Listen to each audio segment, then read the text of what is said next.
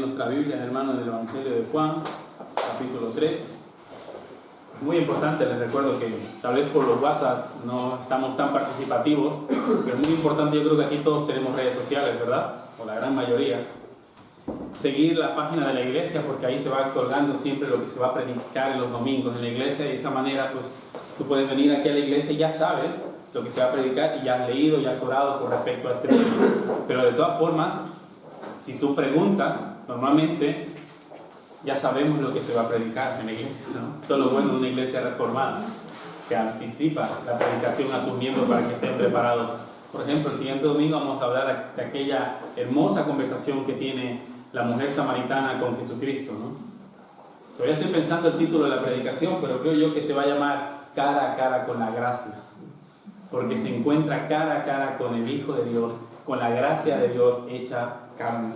Voy a pedir a mi esposa, ¿me puedes traer agua, mi amor, por favor? Así que, hermanos, vamos al Evangelio de Juan, capítulo 3. Vamos a ver el día de hoy de los versos 22 al 36 en adelante. ¿Amén? Si habéis leído estos versos en casa, el día de hoy vamos a estudiar, habéis notado que en el verso 30 del capítulo 3 es uno de los versos más conocidos de todo el Evangelio de Juan. Y seguramente muchos de nosotros alguna vez hemos oído alguna predicación con respecto a este verso, y tal vez el predicador ha aplicado este verso en nuestra vida con referencia a la humildad. Y está claro, hermanos, que estos versos hablan acerca de la humildad que cada creyente debe tener. Está claro que estos versos, mis hermanos, también hablan acerca de la humildad que Juan el Bautista manifestó en su ministerio y la cual todos nosotros deberíamos seguir. Pero yo, leyendo detenidamente este pasaje, mis hermanos, veo que el énfasis que hace Juan el Evangelista con respecto a este relato que el día de hoy vamos a ver es la supremacía de Cristo.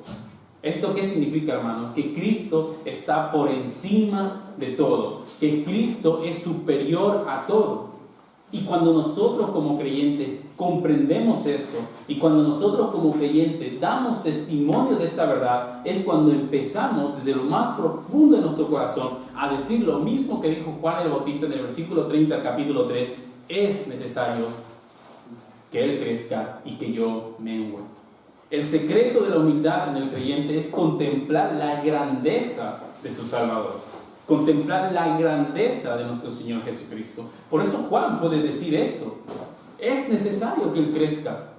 Podría haber dicho: no tengo nada que hacer, porque Él va a crecer por encima de mí, porque Él es más grande que todo lo que nosotros podemos llegar a conocer. El secreto para ser humildes es contemplar la grandeza de nuestro Salvador. Y esta es la maravillosa enseñanza que vemos en estos pasajes. Contemplar la grandeza de Cristo, contemplar que Cristo está por encima de todo, e indudablemente, como he dicho, nos va a llevar a ser humildes. Haya pues en vosotros, dice Pablo en el libro de Filipenses, el mismo sentir que hubo en Cristo. Haya pues en vosotros, al contemplar su grandeza, al contemplar su gracia, al contemplar su amor, su misericordia, al contemplar su poder y su gloria, el mismo sentir que hubo en Cristo. ¿Y cuál fue este sentir, hermanos? Manso y humilde. Haya pues en vosotros este mismo sentir. Ahora Juan, mis hermanos, nos va a contar otro testimonio con respecto a quién es Jesús. Y seguirá este testimonio, mejor dicho, de la misma forma que explicó esa conversación que tiene Jesús con Nicodemo. En la conversación que tuvo Jesús con Nicodemo, primero Juan nos cuenta cómo Jesús charla con Nicodemo y luego nos cuenta el análisis teológico de aquella conversación. Pues ahora seguirá el mismo modelo, el mismo esquema. Nos contará la conversación que tiene Juan el Bautista con sus discípulos, y luego en los siguientes versos, de 31 al 36, nos dará un análisis teológico de aquella conversación. Y ahí es donde él pondrá el énfasis de esta conversación. Cristo viene de arriba y Cristo está por encima de todo. Así que, hermanos, entremos en estos pasajes y que el Señor, sinceramente y de verdad y de corazón, se lo he pedido, nos ayude a comprender su palabra el día de hoy, y sobre todo que nos ayude a aplicarla, porque creo que todos los que estamos aquí luchamos con esto. Luchamos con el orgullo, luchamos con el anhelo y el deseo de no ser humildes, sino con el anhelo y el deseo de salir por encima de los demás. Que el Señor nos ayude a tener este mismo sentir de Juan el Bautista, el cual fue el profeta más importante en toda la historia bíblica. Y aún así Él dijo: no soy digno de desatar los cordones de los calzados de mi Señor. Amén. Los primeros versos nos narran cómo Juan el Bautista seguía cumpliendo su ministerio en anunciar el mensaje de que el reino de los cielos se había acercado, que debían arrepentirse de sus pecados y poner la confianza en Cristo. Y todo aquel que hacía esto, hermanos, se bautizaba. Y también estos versos nos dicen que Cristo ya estaba cumpliendo su ministerio, ya estaba anunciando que el reino de los cielos se había acercado, porque Él era el reino de los cielos, que había llegado a todos los hombres. Y hubo una discusión, dice el texto, entre los discípulos de Juan el Bautista y los judíos acerca de la verdadera purificación. Los judíos, como bien sabéis, tenían ritos para su purificación. Algunos eran el lavamiento a través de agua y otros era el derramamiento de sangre de algún animal en lugar suyo. Y los discípulos de Juan el Bautista creían que el verdadero lavamiento, la verdadera purificación, era el bautismo que su maestro estaba haciendo. Entonces entre ellos hubo una discusión con respecto a cuál era la verdadera purificación. Estaban desviando su mirada, mis hermanos, hacia los ritos, en vez de centrar su mirada en lo que su maestro ya había dicho. ¿Qué dijo Juan en el capítulo 1, versículo 29? He aquí el Cordero de Dios que quita el pecado del mundo. He aquí el Cordero de Dios, podríamos traducir este texto, que purifica, que limpia. He aquí el Cordero de Dios, el cual es la verdadera purificación. O sea, hermanos, la purificación que Juan estuvo predicando y sus discípulos no entendieron, no era una purificación externa, sino una purificación de Jesucristo que lo iba a efectuar desde lo más profundo de nuestro corazón. El Cordero de Dios iba a efectuar la verdadera purificación. Pero estos hombres, mis hermanos, estaban teniendo una discusión inútil en la cual muchas veces nosotros también caemos. Estaban discutiendo, mis hermanos, por la verdadera purificación, si es la de los judíos, si es la de Juan el Bautista, olvidándose de que delante de ellos estaba el verdadero autor y consumador de la purificación, Jesucristo mismo. Jesucristo mismo estaba delante de ellos, el cual era el único que podía purificar los corazones de los hombres. Debes saber, mi hermano, y tener bien claro que ni el lavamiento judío, ni el bautismo que nosotros efectuamos como iglesia salva. Pues estas cosas solamente son símbolos que apuntan hacia Cristo. Y es lamentable, mis hermanos, pero es muy cierto que hay muchas personas que han sido bautizadas, que han pasado por las aguas del bautismo sin haber tenido un arrepentimiento de sus pecados. Es cierto, mis hermanos, que muchas personas han practicado el bautismo olvidando completamente por qué lo hacen. Y cuando tú has efectuado esto, cuando una persona efectúa esto, lo único que está haciendo es un rito religioso sin ningún valor. Igual que el pecado de los judíos del primer siglo, cuando Cristo se presentó delante de ellos y les dijo: yo soy la verdadera purificación. El cristianismo, hermanos, a diferencia de otras religiones, no centra su enseñanza en los ritos externos que tú puedas llegar a hacer para ser acepto delante de alguna divinidad. El cristianismo, hermano, no basa su creencia en los ritos, sino en la persona de Cristo. Decía Griffith Thomas de manera muy acertada: uno puede ser un fiel maometano sin que tenga nada que ver con la persona de Mahoma. Igualmente, uno puede ser un verdadero y fiel budista, aunque no sepa de Buda absolutamente nada. Pero con el cristianismo sucede algo distinto. Uno no puede ser cristiano si no conoce a la persona de Cristo. Uno no puede vivir el verdadero cristianismo si no conoce quién es su Salvador. Uno no puede tener una vida que agrade a Dios si no conoce quién es Cristo realmente. Por muchos ritos que practique, por muchas ordenanzas que sigas, como el día de hoy celebraremos una ordenanza dada a la iglesia de Cristo, que es la cena de nuestro Señor. Pero esto no es más que un rito o un símbolo, mejor dicho, que apunta a la obra salvífica de Cristo. Esto no te salva, hermano. Por mucho que lo practiques, y si no tienes una relación íntima y personal con Cristo, no estás haciendo más que un rito religioso sin ningún valor en tu vida. El cristianismo está unido a Cristo de un modo tan indisoluble que una visión de la persona de Cristo determinará nuestra visión del cristianismo. Claramente estas personas discutían, mis hermanos, por algo que no tenía importancia y habían desviado su mirada de la persona de Cristo por ir tras los ritos, olvidando que estos ritos apuntan a Cristo. Y lo bueno y lo curioso, mejor dicho, de este pasaje es que Juan el Bautista no entra en la discusión con estos discípulos suyos. No entra en la discusión con los judíos, pues él ya había dejado claro cuál era la verdadera purificación. Pero sus discípulos insisten, y en el versículo 26 nos dice: y vinieron a Juan y le dijeron: Rabí, mira que el que estaba contigo al otro lado del Jordán, o sea, Jesucristo, de quien tú diste testimonio, bautiza, y todos vienen a él. Yo me pongo por un momento, hermano, en la situación de Juan el Bautista. Imagino la decepción que él habrá tenido en ese momento, a ver cómo sus discípulos no habían comprendido su mensaje. Y no porque Juan no haya sido claro, no porque no haya sido directo con respecto a que Jesús era el Mesías esperado. Y ¿sabes qué, hermano? No pienses que tú eres distinto a aquellos discípulos de Juan el Bautista. Porque lo natural que surge de nuestros corazones, mis hermanos, es crearnos ídolos. Juan Calvino, de manera muy acertada, decía: el corazón humano es una máquina de ídolos. Estos discípulos, obviando el mensaje que Juan había dado, haciendo caso omiso a los anuncios que Juan el Bautista ya venía diciendo: he aquí el Cordero de Dios, deciden discutir por algo que no tiene sentido, porque los discípulos estaban siguiendo más a Jesús, que a Juan el Bautista. Habían canonizado a Juan el Bautista. Habían creído que Jesús le estaba robando sus miembros de aquella iglesia que ellos tenían. Los celos amargos que manifestaron estos, mis hermanos, no era más que una muestra de que no habían conocido el verdadero mensaje de Juan el Bautista.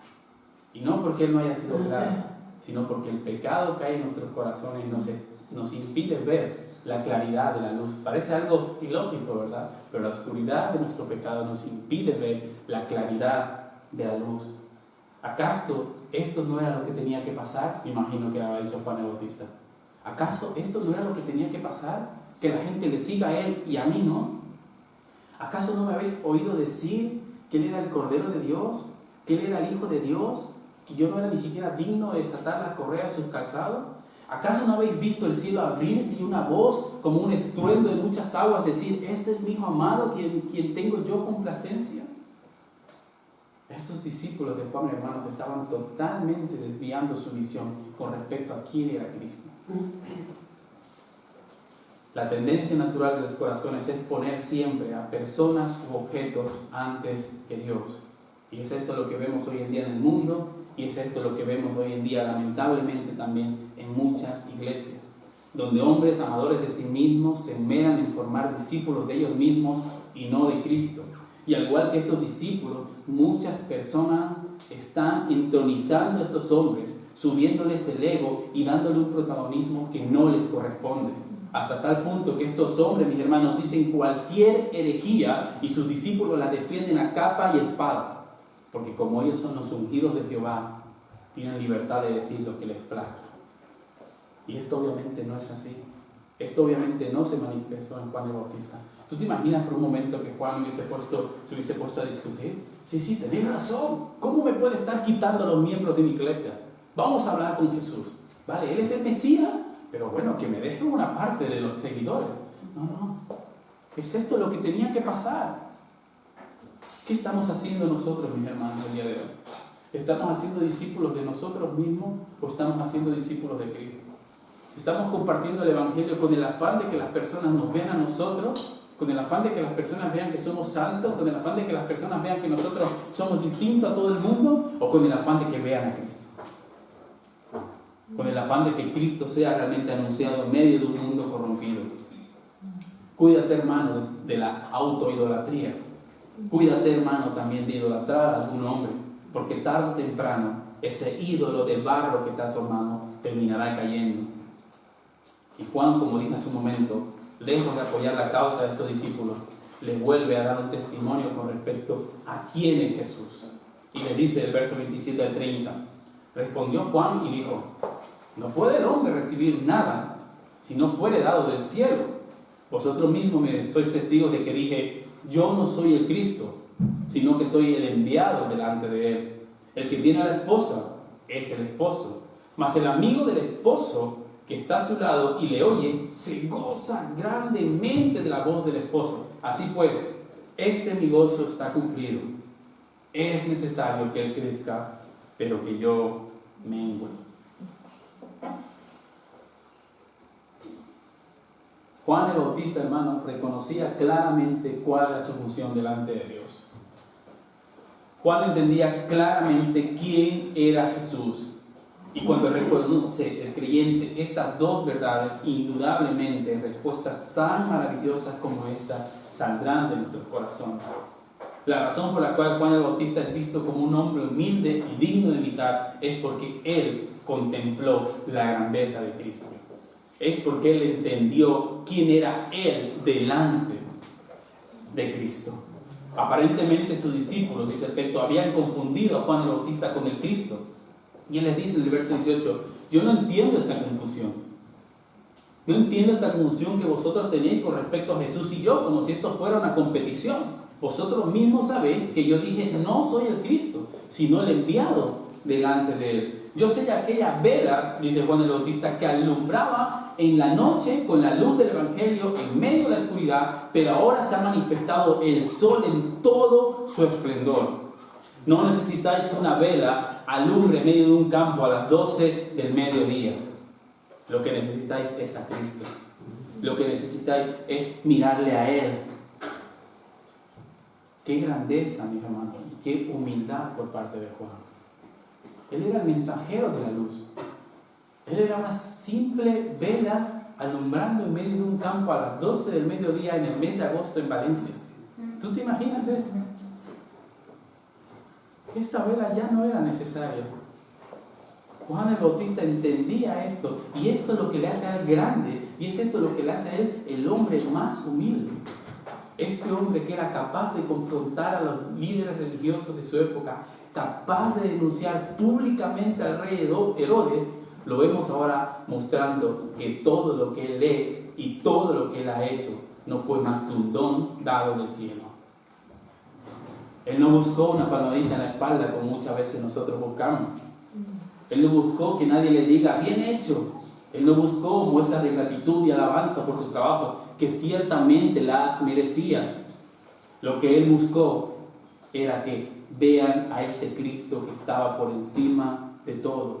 Que vean al Cristo como el único Salvador del mundo. Y esta es la actitud, mis hermanos, que escasea tanto en las iglesias. Esta es una actitud que escasea también, lamentablemente, tanto en los púlpitos. Dice John Owen, nadie predica bien su sermón a otros si primeramente no se lo predica a sí mismo. Y ciertamente, hermanos, este sermón me lo he tenido que predicar a mí mismo. Porque hay algo que todo ser humano comparte en este mundo, y es el orgullo. Hay algo que todos nosotros compartimos indudablemente, y es el orgullo, y el anhelo y el deseo de ser visto. Ciertamente, ver la contestación de este hombre, de cual Cristo dijo que no había profeta más grande que él, deja por los suelos cualquier ápice de orgullo o de reconocimiento que nosotros busquemos. Recuerda que la influencia que tú puedes tener, mis hermanos, dentro de la iglesia, o la capacidad que tú puedas tener por parte de Dios, o el éxito que Dios le dé al don que ha derramado sobre tu vida, aunque no merecías este don, recuerda que no es más que un regalo, un don que tú no merecías, y que debes ponerlo al servicio del Señor para glorificar a Cristo y no para que tu fama crezca. Si Dios te ha dado un don, hermano, que sea muy vistoso, que todo el mundo vea ese don, a Dios le ha placido dártelo, pero no para que tu fama crezca, sino para que Cristo sea glorificado mediante esto. Juan el Bautista era respetado por todo Israel, hermanos. Todos los líderes religiosos, sean fariseos o sean verdaderos piadosos, respetaban a Juan el Bautista y lo tenían como un siervo del Dios viviente. Pero él no buscó la fama, él no buscó el aplauso, sino que lo que él buscó fue menguar para que Cristo crezca. Él rechazó toda clase de idolatría, toda clase de aplauso que sus discípulos le querían dar. El texto nos dice que creían que él era el Cristo. Pero en todo tiempo él desvió las miradas que la gente ponía sobre su persona para que vean a Cristo. Y esto es difícil, hermanos, de seguir. Porque indudablemente nos gusta la aprobación de los hombres. Indudablemente nos gusta que hablen bien de nosotros. pero prefiero ser yo vituperado, prefiero ser yo, hermanos, acusado falsamente, pero que mi Cristo sea glorificado, que mi Cristo sea anunciado, que mi Cristo sea exaltado delante de los hombres. Es esto lo que está haciendo Juan aquí. Tú te puedes imaginar muchos discípulos después de esta contestación seguramente habrán abandonado a Juan. Muchos falsos discípulos, por supuesto. Hoy en día sucede esto en las iglesias también. Con el afán de que el hermano o la hermana no se vaya, vamos a predicar un mensaje que le agrade. Vamos a predicar un mensaje que no hable mucho de su pecado, sino que hable de las grandezas que Cristo quiere darle. Pero a Juan no le importaba esto. Este era un hombre que se vestía de pieles de animales y comía langostas. A él no le importaba esto, hermano. Y a ti tampoco te tiene que importar. ¿Qué más da si predicamos todos los domingos para 20 personas? Siempre y cuando el mensaje del Evangelio sea fiel. Si predicamos a 300, a 400 personas y nos vamos todos juntos a una perdición eterna. Estamos llamados para anunciar las virtudes de aquel que nos llamó de las tinieblas a su luz admirable, no para anunciar las virtudes de los hombres. No para predicar a Calvino, no para predicar a Spurgeon, que fueron grandes hombres de Dios, pero no te salvan. Solo Cristo salva. Solo Cristo, hermanos. También, mis hermanos, con respecto a los dones que Dios nos ha dado, que no todos nosotros hemos recibido dones o responsabilidades como la de Juan el Bautista. Y esto no debe ser un motivo para el cual tú estés menos agradecido con Dios. Esto no debe ser un motivo tampoco para que tú seas un perezoso a la hora de desarrollar el don que Dios te ha dado. Tenemos que tener cuidado, hermanos, también de caer en la tentación de envidiar a otro hermano que tiene un don más vistoso que el nuestro. Debemos cuidarnos, mis hermanos, de pensar que porque nuestro don es pequeño no es necesario y no esforzarnos en trabajar en ello.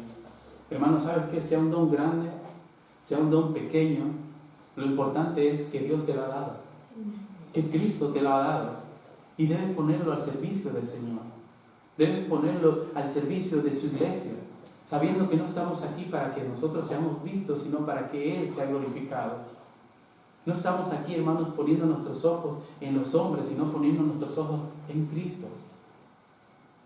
Yo no considero que ningún don sea pequeño, hermano. Tal vez el Señor no te ha dado el don de la predicación o el don de la enseñanza, pero estoy seguro que el don que Dios te ha dado es porque su cuerpo, la iglesia, lo necesita. Y este ejemplo está muy usado, hermanos, pero yo creo que ninguno de vosotros se cortaría este dedo porque piensa que no lo necesita, ¿verdad? O se cortaría una oreja porque tiene dos. Sea grande o sea pequeño tu don, está para que muestres a través de ese don a Cristo y no a ti. Conversaba una vez con una persona, una mujer que me decía: yo no voy a la iglesia porque ahí no dejan que la mujer predique y sea vista delante de los hombres. Bueno, no es que yo deje que la mujer predique, no, es que la Biblia no deja que la mujer enseñe dentro de la congregación. Y Dios le ha derramado otros dones maravillosos a las mujeres. Ya ha reservado el don de la predicación en los cultos congregacionales al varón. Y esto no es machismo, esto no es ir en contra de las Escrituras, al contrario, es seguir lo que las Escrituras han enseñado. Y con respecto a esto, nosotros debemos examinarnos a nosotros mismos y ver cuál es el don que Dios nos ha dado para trabajar dentro de la iglesia. Sea un don vistoso o sea un don que tal vez nunca nadie lo vea. Aquí hay algún hermano o hermana que viene antes que tú vengas y ha regado todo, ha puesto todo. Y dice el libro de Romanos capítulo 12 que es un don de servicio, que Dios le ha dado un don de servicio, que tal vez tú no lo tienes. Pero te aseguro que sin ese don de servicio, la iglesia estaría fallando. Tendríamos que llegar todos, y algunos llegáis tarde y tendríamos que montar todo corriendo, ¿verdad? Tu don sea pequeño, tu don sea grande, está para anunciar que Cristo está por encima de todo, que Cristo es el autor y el consumador de la verdadera purificación. Tu don está para que el mundo pueda ver la supremacía de Cristo, para que tus hermanos vean en tu don que Cristo y que trabajas por Cristo, mejor dicho. El Bautista, mis hermanos, Juan, lejos de molestarse por estar pasando a un segundo plano con respecto a Jesús, se llena de gozo y explica a sus discípulos a través de una metáfora cuál era su papel. Yo soy el amigo del esposo. El que tiene a la esposa es el esposo. Una metáfora que deja claro un concepto fundamental. La esposa, ¿a quién le pertenece, hermano? Al esposo, sí, a Cristo. Y esto es exactamente lo que Juan quiere transmitir a sus discípulos. Una vez que les dijo que el esposo auténtico era Jesús y que solamente Él era digno de recibir a su iglesia, a su pueblo en gloria, por tanto Juan estaba llamando a que todo el mundo ponga la atención en el esposo y a Él ir desapareciendo poco a poco del escenario. Y es esto lo que todo siervo de Cristo está llamado a hacer: buscar atraer la atención de la iglesia hacia Cristo. Tú imagínate, hermanos, en una fiesta de boda que el amigo del esposo intente o coquetee con la esposa. ¿Qué acto tan deplorable y despreciable fuera este, verdad? Ahora tú ponte a pensar que tú estés haciendo que la iglesia te siga a ti, haciendo que la iglesia te admire a ti, haciendo que la iglesia diga qué gran hombre eres y se olvide de Cristo. ¿Tú no crees que esto sería también un acto despreciable contra el esposo de la iglesia, que es Cristo? Ahora bien, ¿cuál era el papel de Juan el Bautista en todo esto? Pues como hemos dicho, hermanos, simplemente era el amigo del esposo. Entre los judíos, al amigo le correspondía actuar como mediador para realizar los arreglos de la boda, reunir al novio con la novia, y su misión terminaba una vez que escuchaba la voz de júbilo del novio al comprobar que le habían presentado una novia santa y virgen delante de él. A partir de ese momento, el amigo del novio debía retirarse discretamente. Y esta es la manera que Juan el Bautista está actuando. Había trabajado incansablemente para llevar a los hombres a Cristo. Él había sido el evangelista que en la actualidad todos nosotros debiéramos tener. ¿Cuántos grandes hombres de Dios, hermanos, han dejado su vida llevando el evangelio y tú ni siquiera sabes su nombre? ¿Tú crees que estas personas que han dejado su vida y tú ni siquiera sabes su nombre están tristes por esto? ¿Estás seguro que no? Están gozando de la presencia de su Señor. No le importa que Eduardo, que José no sepan su nombre. Cumplieron su objetivo, cumplieron su papel de anunciar a la novia de Cristo que el esposo ya viene, que el esposo está cerca. Y una vez más, hermanos, esto es muy difícil. Todos queremos palmaditas en la espalda. ¿Y por qué decía que este sermón primeramente me lo he predicado a mí? Porque cuando yo normalmente acabo un sermón, la tendencia natural de mi corazón es esperar que alguno de vosotros venga y me diga: bien hecho, qué bien has predicado. Y esto es un pecado, hermano, porque la tendencia natural debiera ser en mi corazón que alguien venga y me diga: he podido ver a Cristo, he podido contemplar a Cristo, y no que venga y me diga: qué bien te expresas. Sea verdad o sea mentira, no estamos llamados a ser discípulos de nosotros. Por lo tanto, cuando sus discípulos vinieron a quejarse con Juan el Bautista con respecto a que Jesús se llevaba más seguidores que él les dice: mi gozo está cumplido con esto. Mi gozo está cumplido porque su esposa está yendo tras del esposo. Mi gozo está cumplido. Nada le podía hacer más feliz que escuchar que las personas habían dejado de mirarle a él para seguir a Cristo. Su copa estaba llena a rebosar. No le cabía tanta alegría del corazón al saber que el novio estaba recibiendo la bienvenida de su esposa. Qué estupendo modelo para todos los ministros del Señor. Qué estupendo modelo de seguir para todos los creyentes, hermanos. Entonces él, al contemplar ahora la superioridad de Cristo, la supremacía de Cristo, puede decir con propiedad: es necesario que él crezca y que yo mengue. Es necesario esto. Es fundamental esto. Cuando predicamos acerca del mensajero de la luz, siguiendo la serie de Juan, dijimos que tú eres la luz en medio de este mundo pecador. Pero si tú te anuncias a ti mismo, el día que tú mueras, tu luz se apagará. Pero si tú anuncias la luz del Evangelio de Cristo, la gloria de Cristo, aun cuando tú no estés aquí, tu testimonio hablará por ti acerca de aquel que te salvó. Hermano, tu testimonio es muy hermoso. Yo he escuchado testimonio de alguno de vosotros que me llena de gozo y de alegría, cómo Dios puede cambiar los corazones de las personas. pero tu testimonio no es el Evangelio. Tu testimonio no es el anuncio del Evangelio, sino que es la consecuencia de haber creído en el Evangelio. Prediquemos a Cristo y nada más. Decía Charles Spurgeon, joven predicador, si tu sermón no tiene a Cristo, si tu sermón no habla del Evangelio de Cristo, coge tus apuntes, vete a casa y vuelve cuando tengas algo digno que decir. Cuento una anécdota, hermanos, que dos jóvenes viajaron a Londres en aquella época cuando Charles Spurgeon predicaba en su iglesia. Y dice que en aquella época también había un otro joven predicador muy famoso, al igual que Charles Spurgeon en el Reino Unido. Entonces estos jóvenes fueron a escuchar la predicación de este primer hombre famoso que era contemporáneo de Spurgeon. Dice que cuando escucharon el sermón salieron de aquella reunión y dijeron: ¡wow! ¡Qué gran orador! ¡Qué gran predicador! ¿Cómo anunció su mensaje? ¿Cómo lo aplicó a nuestras vidas? Y dice que al día siguiente ellos tenían que ir a escuchar a Charles Spurgeon y entonces dijeron: bueno, no creo que haga falta ir a escuchar a Charles Spurgeon, mañana venimos a escuchar otra vez a este predicador porque qué gran orador es. Pero uno de los amigos le dijo: no, si hemos viajado hasta Londres, vayamos también mañana a escuchar a Spurgeon, porque si no del pueblo nos preguntarán acerca de él y no sabremos qué decirle. En aquella época no había YouTube, hermanos, así que todo se leía. Entonces fueron a escuchar a Spurgeon y cuando salieron de escuchar a Spurgeon dijeron: wow, qué gran Salvador es Jesús. No dijeron nada de Spurgeon, hermanos. No dijeron absolutamente nada de él, solo dijeron: qué gran Salvador es Jesús. Porque es eso lo que nosotros estamos llamados a hacer. ¿De qué nos sirve ser buenos comunicadores, hermanos? Y decía en la reunión de oración: a mí me gustaría tener el don de la comunicación como tienen algunos de estos pseudos apóstoles, que realmente comunican bien. Pero ¿qué es lo que comunican?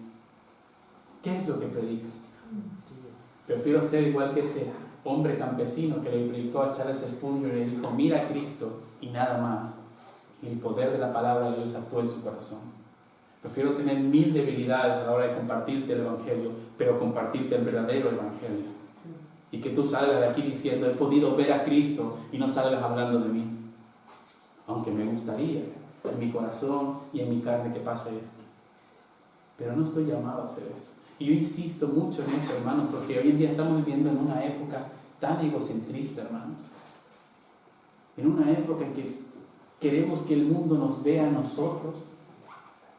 Queremos que la gente nos aplaude a nosotros, aunque ahora los aplausos han cambiado por like, ¿verdad? Queremos esto en nuestra vida, hermano. Y es necesario tocar este tema. Es necesario examinarnos a nosotros mismos para ver por qué cuelgo yo esta publicación en Facebook. ¿Para ganarme el like yo o para que realmente vean a Cristo a través de mí? ¿Por qué yo hago eso? ¿Por qué trabajo yo para la obra del Señor? ¿Por qué yo sirvo a mi hermano? Examínate en esto. Examínate cuál es tu verdadera intención con respecto a servir a Cristo. Porque puede ser que lo estés haciendo por amor propio y de ninguna manera por Dios. Puede ser que lo estés haciendo por amor a ti y no a Dios. Y tal vez el labio para afuera te dice: es necesario que Cristo crezca, que yo mengue. Pero tu corazón arde para que tú seas alabado, enaltecido y aplaudido por toda la iglesia. ¿Quieres crecer en humildad? Si tal vez ese es tu problema, mira a Cristo.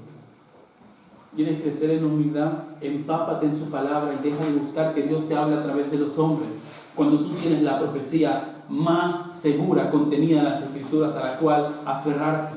Dice Hebreos capítulo 1 que Dios, habiéndonos hablado en otro tiempo a través de los padres, a los padres, a través de los profetas, ha decidido hablarnos el día de hoy a través de su Hijo.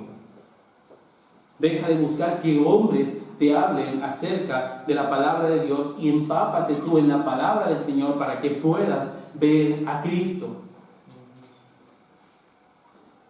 ¿Cómo puedes ver a Cristo, hermano?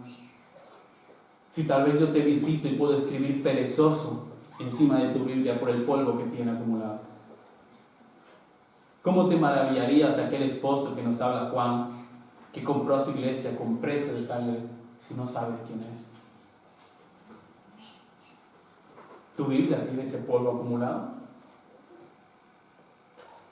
O la tienes ahí abierta en la entrada de tu casa por el Salmo 92 y piensas que eso ya es estar conectado con la palabra del Señor. Deja de ser perezoso, hermano. Dios nunca se ha revelado y se ha manifestado a los perezosos. Dios nunca ha hablado y le ha dado su espíritu a los flojos.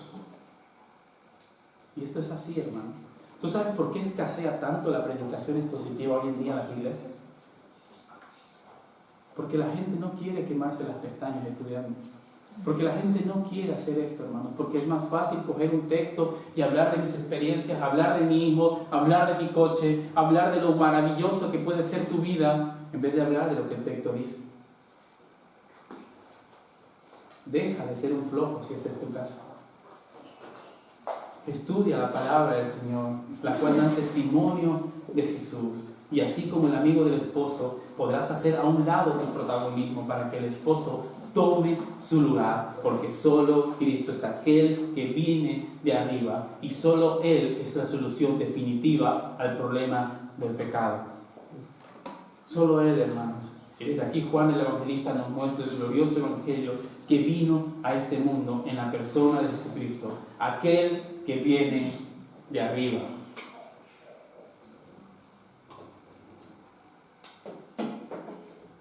Si nos ponemos, mis hermanos, a considerar por un momento el testimonio que se ha dado de Jesucristo en el transcurso de toda la historia de la humanidad y lo comparamos con la respuesta de las personas a este testimonio, ciertamente nos resultaría algo muy trágico. ¿Cómo el hombre puede rechazar el mensaje de salvación del Hijo de Dios? Cuando Juan nos dice que Cristo es sobre todo, no solamente nos dice que Él está por encima de toda la creación, sino que el testimonio que Él habló es digno de ser recibido porque Él es Dios y todo lo que Él habla es verdad. Pero aún así, dice el texto, nadie recibe su testimonio del Dios verdadero.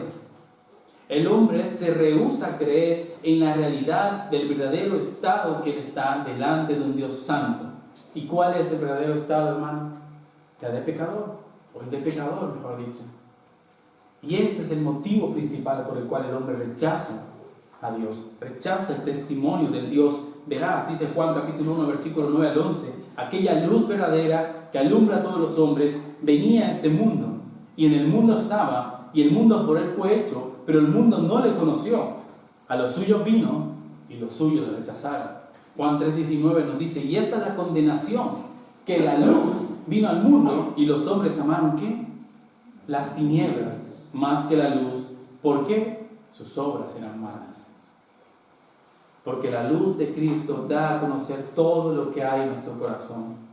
Acercarse a la luz de Cristo da a entender que aceptamos el diagnóstico que la Biblia hace con respecto a la humanidad. Y ciertamente es un diagnóstico difícil de aceptar, porque si hay algo que nos caracteriza a todos nosotros, como dice hace un momento, es el orgullo. Pero esto no es más que una excusa, porque Dios ha hablado claramente a través de su Hijo, que tú y yo necesitamos una solución al problema del pecado. Y los santos hombres de Dios en toda la historia de la humanidad han dado testimonio de que solo el Hijo de Dios es la solución a este problema. Tú no tienes excusa. Tu orgullo no es una excusa. Si rehusas creer en esto, ciertamente lo que estás haciendo, según estos textos, a Dios mentiroso. Porque Dios ha dado un mensaje que es veraz y tú dices que no. Y tu orgullo hace que Dios sea visto como un mentiroso. Dice Pablo en Romanos capítulo 1, versículo 19, que el hombre no tiene excusa delante de Dios, porque lo que de Dios se conoce le es manifiesto, pues Dios se lo manifestó. Pues habiendo conocido a Dios, no le glorificaron como a Dios, ni le dieron gracias, sino que se envanecieron en su razonamiento, y su necio corazón fue entenebrecido. Rehusar creer en el testimonio del Hijo de Dios tiene implicaciones graves para nuestras vidas, no solo en esta, sino también en la venidera. Si no creemos en el mensaje del Hijo de Dios, como dije hace un momento, estamos haciendo a Dios mentiroso. Y las implicaciones es que la ira de un Dios santo está sobre aquel que rehúsa creer en el mensaje del Hijo de Dios. Y tal vez esto choca con el concepto erróneo que tú puedas tener con respecto de Dios.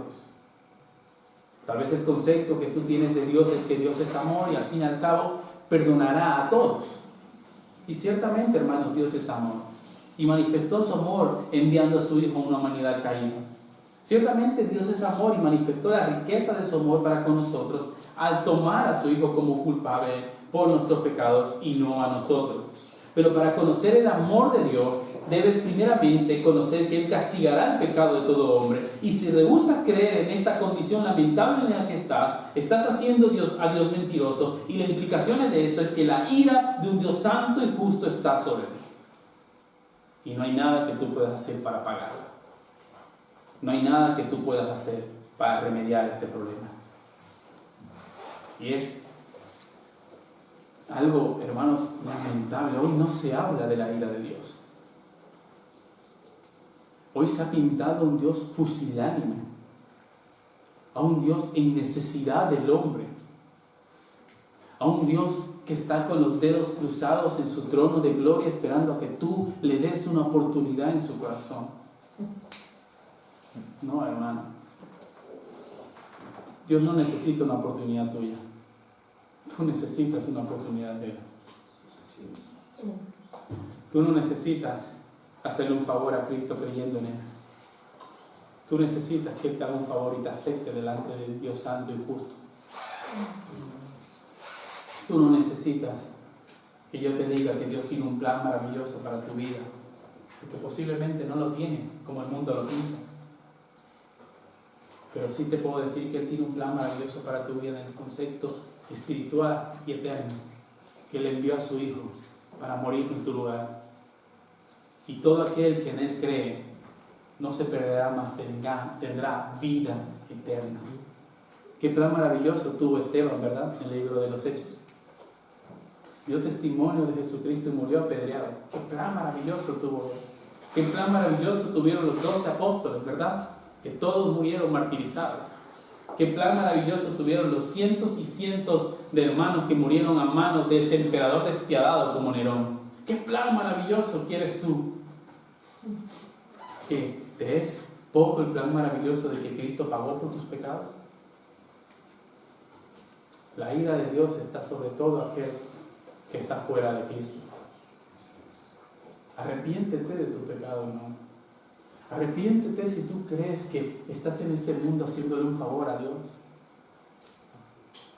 Arrepiéntete, hermanos, de haber menospreciado la gracia y la misericordia de Cristo, de aquel que está por encima de todo, de aquel que dice el texto que tiene todo en sus manos.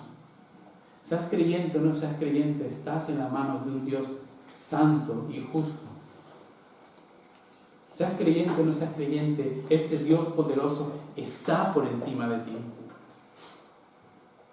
Y triste será el día que tú partas alejado de este Hijo que nos fue dado para la salvación de nuestros pecados. Y despiertes delante de un Dios airado que te diga: apártate de mí, hacedor de maldad.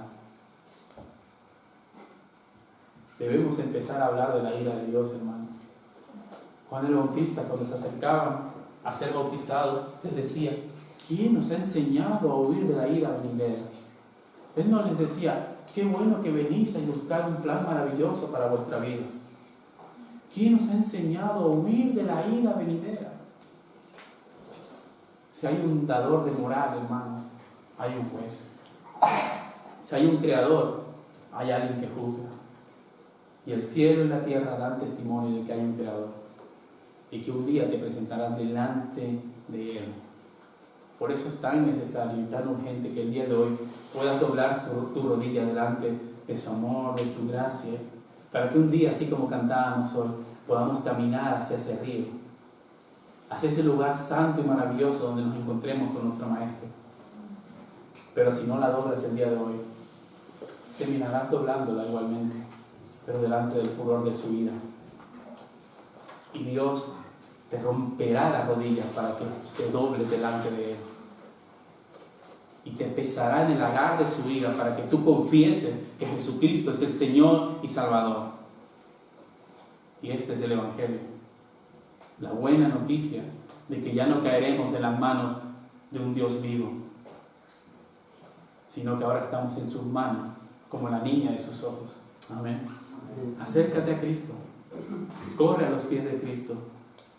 Todos los días necesitamos correr al trono de la gracia para hallar oportuno socorro en medio de la aflicción. Todas las escrituras hablan de esto, hermanos. Todas las escrituras hablan del glorioso evangelio de nuestro Señor, el cual necesitamos oír constantemente, domingo tras domingo. Y si tú crees que no necesitas oír el evangelio porque ya lo sabes, yo te hago una pregunta.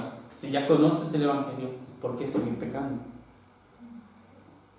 Tú necesitas oír todos los días el evangelio porque aún el pecado mora en ti. Y yo no cometeré la imprudencia de aprovechar la oportunidad de hablarte acerca de la gracia de Cristo cada vez que el Señor me permita. Amén. Amén. Vamos a orar.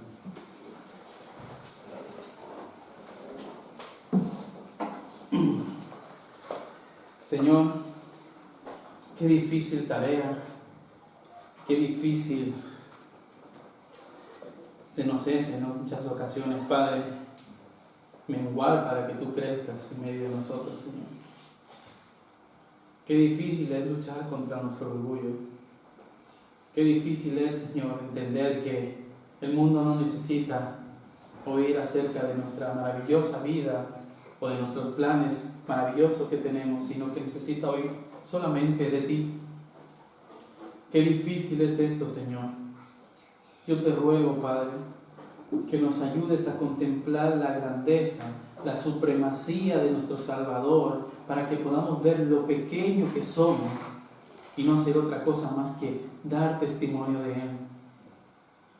Ayúdanos, Señor, en esto, Padre. Porque ciertamente nuestro corazón, por cualquier motivo, se enorgullece, se infla de orgullo, nuestro ego crece y pretendemos hacer creer a las personas que tú nos necesitas. Cuando nosotros estamos en una urgente necesidad delante de ti todos los días de nuestra vida.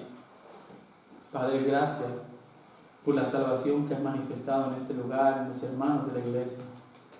Gracias, Señor, te doy porque los que estamos aquí, Señor, hemos podido oír a tus atalayas diciéndonos huir de la ira venidera, correr a los pies de Cristo. Gracias, Señor, porque tú has dispuesto en nuestros corazones que hagamos esto. Gracias, Señor. Padre, yo te quiero rogar también en el día de hoy que aquel que no te conoce, Señor, tú puedas convencerlo de pecado y de juicio. Que se quite esa errónea idea de que tal vez tú no vayas a juzgar a nadie, sino que pasarás por alto todos los pecados en nombre de tu amor. Algo que no es cierto. Tú castigaste severamente el pecado en las espaldas de tu Hijo. Yo te ruego que puedan recibir esta gracia, esta misericordia de Cristo, para que el día de mañana no reciban tu justa ira encima de ellos. ¿Y qué hombre de los que estamos aquí, o qué mujer de los que están aquí, podría soportar el peso de tu justicia, si no somos más que polvos del polvo? Gracias, Señor, por tu palabra. Yo te ruego que ahora mis hermanos puedan ir a casa y meditar en tu palabra. Puedan ir a casa, Señor, y empaparse en tu palabra. Que ellos puedan comprender que tú estás hablando todos los días a través de tu palabra, Señor. Que es cierto que necesitamos hombres de Dios, es cierto que necesitamos siervos tuyos que nos ayuden a comprender tu palabra, pero tú has derramado tu Espíritu Santo sobre cada uno de nosotros que nos ayuda a discernir lo que está escrito.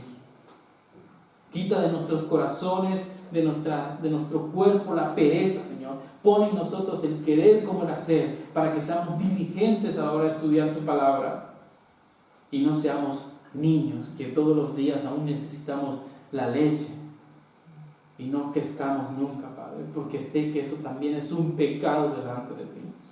Estamos llamados a ser maduros en la fe. Estamos llamados a ser maestros de tu palabra. Cada uno de los que estamos aquí, con sus limitaciones, con sus habilidades, estamos llamados a enseñar tu palabra a todo aquel que demande razones de nuestra fe. Perdónanos si hemos descuidado esta labor y pon en nosotros el querer como el hacer, según tu buena voluntad, para que podamos ser a la imagen de tu Hijo, nuestro Señor y Salvador, por el cual el día de hoy nos acercamos a ti para pedirte perdón y para rogarte que nos cuides.